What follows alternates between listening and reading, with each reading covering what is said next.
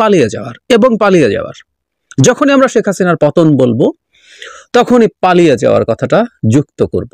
এটাকে আমরা ভবিষ্যতের বাংলাদেশে এ দুটোকে একসাথে সবসময় ব্যবহার করব। পতন অনেক স্বৈরশাসকের হয়, কিন্তু শেখ হাসিনার মতো পালিয়ে সবাই যায় না, এটা মনে রাখতে হবে। এরশাদ পালিয়ে যায়নি, সুযোগ পাওয়ার পরও পালিয়ে যায়নি, জেলে গিয়েছিল। যাই হোক, শেখ হাসিনা পতন এবং পালিয়ে যাওয়ার 6 মাস পূর্তিতে আমরা নিশ্চয়ই সেলিব্রেট করব, কিন্তু সেটার চেয়ে গুরুত্বপূর্ণ কথা এখন হয়ে দাঁড়িয়েছে শেখ হাসিনার পক্ষ থেকে ঘোষণা দেয়া হয়েছে তিনি ভাষণ দেবেন দুটো। একটা হচ্ছে ছাত্রলীগের তাদের পেজে, নিষিদ্ধ ঘোষিত ছাত্রলীগ, তাদের পেজে বলা হয়েছে 5 ফেব্রুয়ারি 2025 রাত 9টায় বাংলাদেশের ছাত্র সমাজের উদ্দেশ্যে বক্তব্য রাখবেন বঙ্গবন্ধু কন্যা দেশরত্ন শেখ হাসিনা। খেয়াল করি, একটা ইন্টারেস্টিং ফাইন্ডিং আছে, আমি আসবো। আরেকটা হচ্ছে আওয়ামী লীগের অফিসিয়াল পেজে দায় মুক্তি নামের একটা লাইভ অনুষ্ঠানের বিশেষ পর্ব। এটা লাইভে যুক্ত হয়ে নেতাকর্মীদের দুঃখ দুর্দশার কথা শুনবেন এবং বক্তব্য রাখবেন আওয়ামী লীগ সভাপতি জননেত্রী শেখ হাসিনা। 6 ফেব্রুয়ারি রাত 9টা তাদের ফেসবুকে এবং ইউটিউবে লাইভ করা হবে। ইন্টারেস্টিং ব্যাপার যেটা বলছিলাম, এই দুই সংগঠনের কেউ শেখ হাসিনাকে প্রধানমন্ত্রী লেখেনি, এমপি লেখেনি। সো কয়েকদিন ধরে একটা ট্রেন্ড ছিল যে শেখ হাসিনাকে প্রধানমন্ত্রী লেখা। এটা বন্ধ হয়েছে, এবং এটা বন্ধ হওয়া আমি এভাবে ইন্টারপ্রেট করতে চাই, ভারত সরকার তাকে এটা নিষেধ করেছে, আমি ইন্টারপ্রেট করতে চাই। কিন্তু শেখ হাসিনাকে আমরা এখনো থামাতে পারিনি। এটা একটা গুরুত্বপূর্ণ ব্যাপার হয়ে দাঁড়িয়েছে। কেন, আমি একটু পরে আসছি, কিন্তু তার আগে যেটা প্রায় বলি, গতকাল আমি একটা ভিডিও দিয়েছিলাম, সেখানে বলেছিলাম শেখ হাসিনার কথা শুনতে আমার ভালো লাগে, সত্যি ভালো লাগে, শুনি। আমারও খুব ক্লোজ কিছু মানুষ বলেন যে, যেহেতু আমি ভিডিও করার জন্য ভিডিও করেছি, পরে ওটার কারণে শুনেছিও যে কিভাবে আমি এটা টলারেট করি। বলছি আমার এটা একটা পিওর বিনোদন। গতকাল বলেছি কারণটা কি, কিন্তু সেই ভিডিওতে বলেছি, এবং এটার একটা অন্য দিক আছে। অন্য দিকটা হচ্ছে, এটা আসলে একটা শক্তি পরীক্ষায় পরিণত হয়েছে বাংলাদেশ এবং ভারতের মধ্যে। আমরা কিভাবে খেয়াল করি, বিভৎস একটা মানবতা বিরোধী অপরাধ চালিয়ে আমরা গণহত্যা বলে ফেলি, টেকনিক্যালি আসলে ওই সময় এটা গণহত্যা হয়নি, এটা একটা মানবতা বিরোধী অপরাধ হয়েছে। এবং তার এন্টায়ার 15 ইয়ার্সের যে টেনিওর ছিল, 15.5 বছর মোটামুটি, সেই 15.5 বছরে আসলে অসংখ্য মানবতা বিরোধী অপরাধ ঘটেছে। সেই অপরাধ সাথে র্যাম্প্যান্ট করাপশন তো ছিলই। সেই মানুষটা পালিয়ে ভারতে আছে, ভারতের আশ্রয়ে আছে, ইটসেলফ একটা ভয়ঙ্কর আপত্তিকর ব্যাপার। আমরা এটা নিয়ে ভারতকে ক্রমাগত চাপ দিতে আমরা দিয়েছি। শেখ হাসিনাকে ফেরত চেয়ে আমরা নোট ভার্বাল পাঠিয়েছিলাম কিছুদিন আগে, কিন্তু উনি ওখানে আছেন। এবং যেটা বিভৎস ব্যাপার সেটা হচ্ছে, তিনি সেখানে বসে বাংলাদেশের ভেতরে তার যে সংগঠন আছে, সংগঠনটা ক্রিমিনালদের সংগঠন, it's not a political party. প্রায় বলি কথাটা, বারবার বলবো, আমরা মানুষের মধ্যে কথাটা ঢুকিয়ে দিতে হবে। সো এই ক্রিমিনাল গ্যাংকে তিনি মোটিভেট করার চেষ্টা করছেন, তাকে মাঠে নামানোর চেষ্টা করছেন। সেটা একটা স্পষ্ট উদ্দেশ্য আছে বলে আমি মনে করি, সেটা হলো তিনি ভারতের কাছে প্রাসঙ্গিক থাকতে চান। ফলে তার মাঠে লোকজন এখনো আছে, তারা নামতে পারে। ওদের ফেসবুক পেজে যে কেউ ঢুকলে দেখবেন 2-4 জন কোথাও চুরি করে একটা পোস্টার দিয়েছে, একটা পোস্টার লাগিয়েছে, একটা লিফলেট দিয়েছে, সেটা ছবি তুলে ভিডিও করে ছেড়ে দিয়েছে, স্প্রে রং দিয়ে কোথাও শেখ হাসিনা লিখছে, জয় বাংলা লিখছে, এগুলো তারা করছে। যাই হোক, করুক। কিন্তু শেখ হাসিনা দেখাতে চায় যে তাদের যথেষ্ট রকম সাহসী কর্মীরা আছে, যাতে ভারত তাদের কাছ থেকে পুরো মুখ ফিরিয়ে না নেয়। শক্তি না দেখাতে পারলে, শক্তি না থাকলে আসলে দিনের শেষে আওয়ামী লীগের কোনো প্রাসঙ্গিকতা ভারতের কাছে থাকবে না, এটা তিনিও বোঝেন।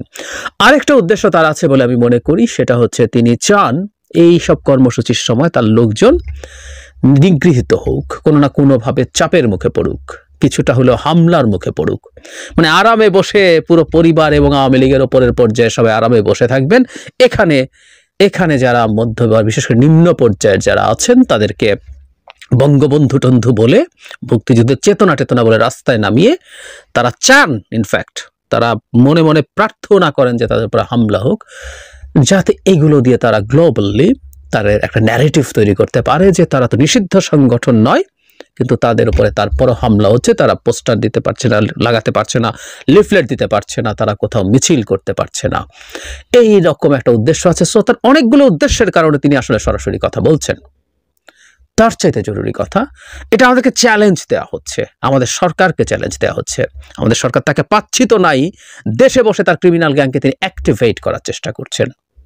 We must add here, Chhatra League কিন্তু নিষিদ্ধ সংগঠন। ছাত্রলীগকে নিষিদ্ধ করা হয়েছে সন্ত্রাস দমন আইনে, এই সরকারের অধীনে। সেই নিষিদ্ধ সংগঠনের সাথে উনি কানেক্টেড হয়ে বক্তৃতা করবেন। এগুলো খুব ভয়ঙ্কর স্পর্ধার ব্যাপার। আর পরদিন তিনি কিছু লোকজনের সাথে তাদের টেস্টিমানি শুনবেন, তাদের দুঃখ কষ্টের কথা শুনবেন এবং সেখানে বক্তৃতা করবেন। দুদিন আগে তারা এটা ঘোষণা করেছেন।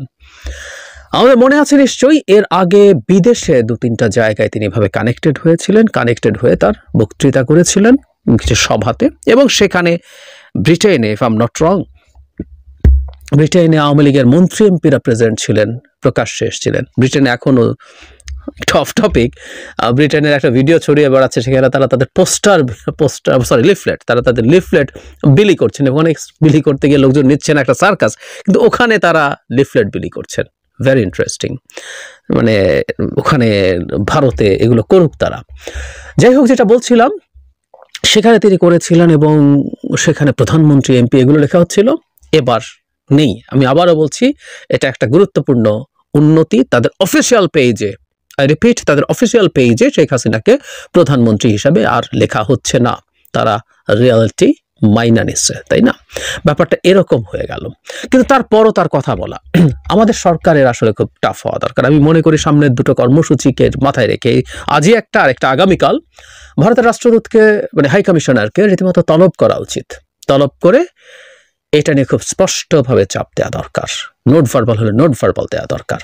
এটা করতে হবে। এবং এটার জন্য বাংলাদেশের যত আন্তর্জাতিক কমিউনিকেশন দরকার সেটা দেখানো দরকার। কারণ হলো, এই দেশে এই নারী যা করে গেছেন, তারপরও তিনি এই কাজটা করছে। এটা কত বড় স্পর্ধা, এবং সেটা ভারতের মতো দেশে বসে করছেন। সুতরাং ভারত কিভাবে এই রকম একটা বর্বর মানুষকে আশ্রয় দিচ্ছে, শুধু না, তাকে তার বর্বরতা কন্টিনিউ করার মতো সুযোগ করে দিচ্ছে। এটা করার চেষ্টা করতে হবে। এবং আমি মনে করি শুধু মুখ বন্ধ করাও না, তাকে আসলে বাংলাদেশে ফেরত যাওয়া লাগবে, তাকে এক্সট্রাডাইট করতে হবে। এই চাপ ক্রমাগত চালিয়ে যেতে হবে। বাংলাদেশ যে নোট ভার্বাল দিয়েছিল তাকে চেয়ে খুবই কাজের কাজ হয়েছে, তারা স্বীকারও করেছে, কিন্তু কোনো মন্তব্য করেনি। আমার মনে হয় বাংলাদেশের ক্রমাগত এই জিনিসটা চেয়ে যাওয়া উচিত। এটা যদি ক্রমাগত চাইতে থাকে, আমি মোটামুটি নিশ্চিত শেখ হাসিনাকে ভারত ফেরত দেবে না, মোটামুটি না, শতভাগই নিশ্চিত বলা যায়। কিন্তু এই চাপটা ক্রমাগত থাকলে অন্তত শেখ হাসিনার এই কথা বলাটা বন্ধ হবে। কথা বলা বন্ধ হওয়ায় লাভ কি হবে? লাভ হবে হলো প্রধানত সেটা হচ্ছে, ভারত শেখ হাসিনার পেছনে আর নেই, এই বোধ তাদের দলের নেতাকর্মীকে হতোদ্যম করে তুলবে এবং তারা এরকম খুবই উদ্ভট, ভয়ঙ্কর, বাজে ধরনের এক ধরনের আত্মঘাতী অ্যাডভেঞ্চারিজমে ভুগবে না। এটা একটা গুরুত্বপূর্ণ কাজ হবে, এটা হওয়া দরকার আছে। আসলে শেখ হাসিনার পেছনে বা দলের পেছনে ভারত থাকলে কোনো লাভ নাই। ব্ল্যাঙ্ক চেক দিয়েও শেখ হাসিনাকে হাজার হাজার মানুষকে গুলি করে, হত্যা করে, আহত করে, অন্ধ করেও ক্ষমতায় থাকতে পারে না ভারতের ব্ল্যাঙ্ক চেক পাওয়ার পরও। সুতরাং ভারত দিয়ে কাজ হবে না। কিন্তু যে বললাম, ভারত পেছনে আছে, এটা মিসগাইড করবে। ট্রাম্প এসছে, মোদির বন্ধু, যদি এর মধ্যে প্রচুর ঘটনা আছে, ভারতীয় অবৈধ লোকজনকেও ফেরত পাঠানো হচ্ছে, ভারতের প্রফেশনাল লোকজনের চাকরির খবর হয়ে যাচ্ছে, সেদিকে যাচ্ছি না, কিন্তু এই ন্যারেটিভগুলো অন্তত তারা ছড়িয়ে দেওয়ার চেষ্টা করছে। তাতে যেটা দেখা যাবে, এটা তাদের জন্য একটা শক্তি জাগে এবং এটা করতে গিয়ে মাঠে কিছু খেয়াস হবে। এতে আওয়ামী লীগেরও পুনরুত্থান হবে না, এতে শেখ হাসিনার চট করে আসা হবে না, বা ভবিষ্যতে যে কোনো দিন, দূর ভবিষ্যতে, আমি দেখি না, অদূর বার দিদি, দূর ভবিষ্যতে আওয়ামী লীগ, বিশেষ করে শেখ পরিবারের নেতৃত্বে, যে পরিবারটা আপাদমস্তক একটা ডাকাত, আবার